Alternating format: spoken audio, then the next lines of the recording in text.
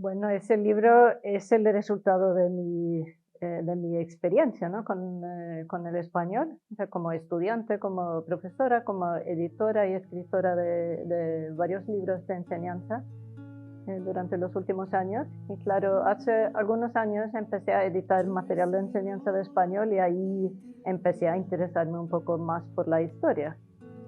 Eh, y eh, en 2020 participé en o escuché una ponencia de José María Izquierdo en la Universidad de Oslo. Fue durante el COVID, entonces todo era en línea y yo no vivo en Oslo, pero entonces pude escuchar su conferencia sobre la historia del español y en esa ponencia entendí también que en 2023, este año, ¿no? Sería el 100 aniversario del primer libro de enseñanza de español.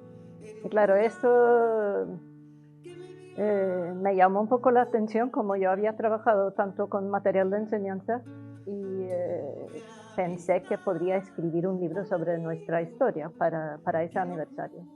Que eso fue como el...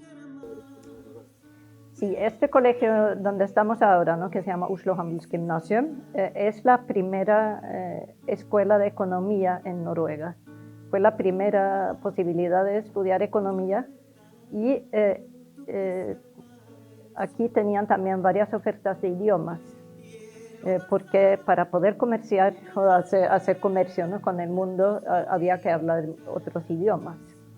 Entonces, aquí estaban muy interesados en eso y uno de los primeros idiomas fue el español, porque en esa época Noruega tenía mucho comercio del bacalao con España.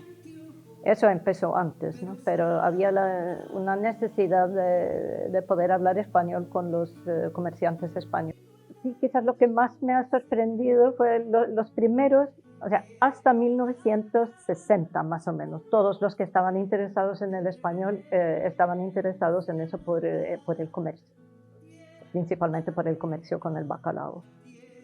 En los años 60 había un grupo de estudiantes en la Universidad de Oslo que estudiaba francés, que viajaban a Francia porque había muchos acuerdos de intercambio especialmente con Montpellier en Francia, y algunos de los estudiantes que estudiaban filología francesa viajaban a Francia. Ahí estaban un año, 2 años, había muchas posibilidades de beca. Ahí en Francia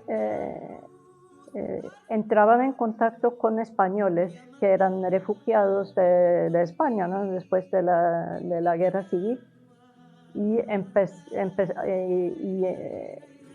estando en contacto con ellos empezaban a interesarse por el español. Entonces los primeros filólogos que no estaban interesados en la economía descubrían el español a través del francés. Esa parte era un poco nueva para mí. Entonces todos los primeros que se graduaron de la Universidad de Oslo habían estudiado francés.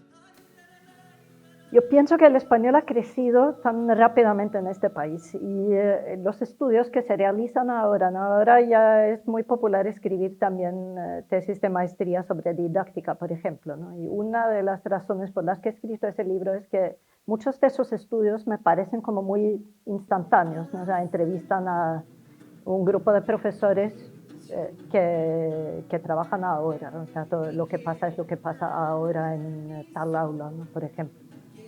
Entonces yo pienso que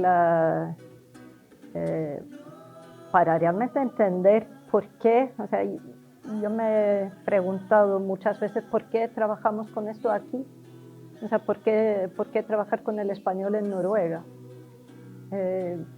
Pienso que es interesante y también quizás importante, ¿no?